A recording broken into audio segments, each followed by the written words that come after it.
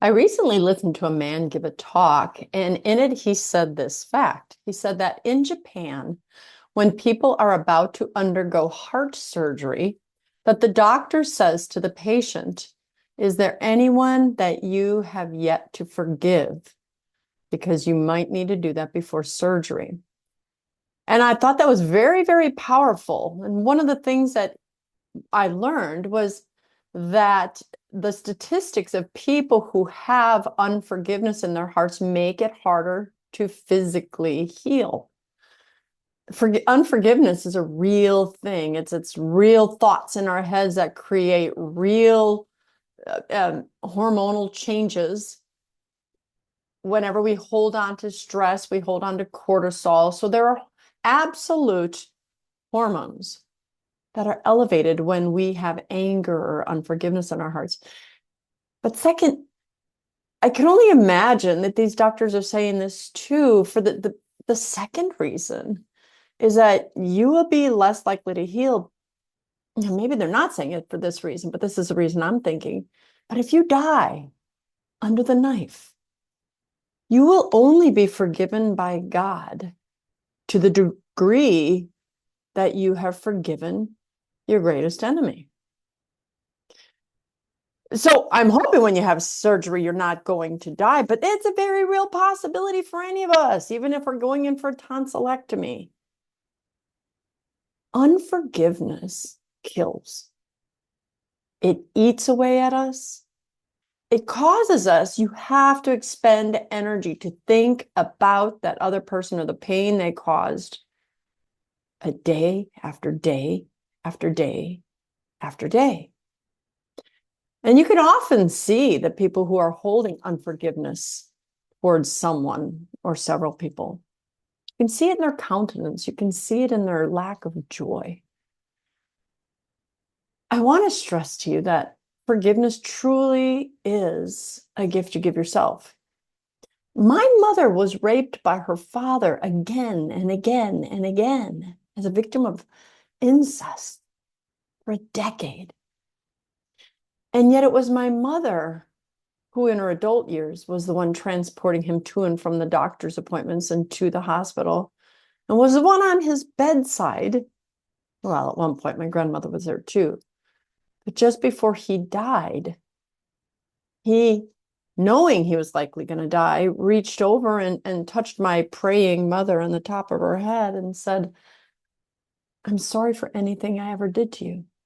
To which my mother responded, "That's okay, Daddy. I forgave you years ago." My mother was always a joyful person. She still is. She's alive and well. She has been happy and she's been jovial. Her later years have been causing her a little bit of grief with health and things. But I can only imagine what it would have been like growing up with my mother had she held hatred, animus, unforgiveness towards her father. And according to the world, she very much had the right to do so, considering the horrible things he did to her and how often he did it. Everybody would have understood. But my mother was very close to the Lord, specifically our Blessed Mother. And it's as if instinctively she knew that she had to release the pain. She had to release it because it was going to eat her up. She's now a foster care provider for psychotic and schizophrenic adults, and I praise God because I could never do what she can do. And often they have had problems such as childhood sexual abuse as well. And so I remember one time, one of my mom's kids, that she calls them, had to go to a rape survivors, sexual assault survivors, those kind of classes. And of course, since my mom was her caretaker, my mom went with her. And my mother said to me afterwards, because I don't want to go back. I don't want to go back. Because a lot of people perceive that as healing and they need it. But for my mom, she said it seemed to me as if it was just victims reliving and reliving and reliving the pain, and they didn't let go of it. I don't need to be reminded of it. I have forgiven my aggressor. I have forgiven the person who sinned against me. And she was able to move on and move forward. Those doctors in Japan are onto something.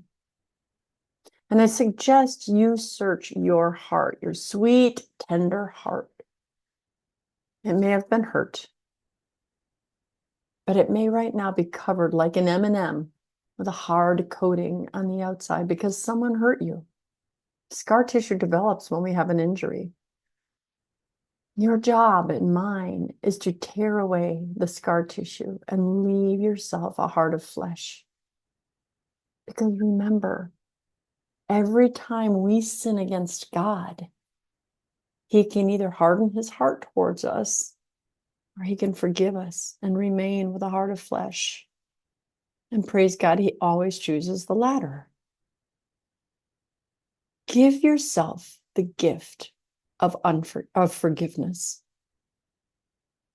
That person who hurt you, even if it was the most evil of acts, was likely hurt too. Yes, he or she had a freedom of choice to not hurt you, but that's really not your biggest concern. Your biggest concern is giving this gift to yourself of letting that person go so that they no longer take up brain space. And you can fill that brain space with something new. God, a loved one, peace. Don't let unforgiveness kill you. The joy of the Lord should be yours. And if you need help forgiving and you've tried for years and you've not been able, give me a call. I will work with you. I've had to do this with a lot of people, and it's beautiful to see the fruit. And make sure you share this video, like it, share it with a friend. You never know who might also need to show a little unforgiveness.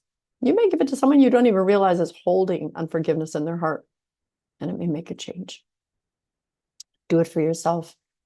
Do it for your soul. Do it for your eternity.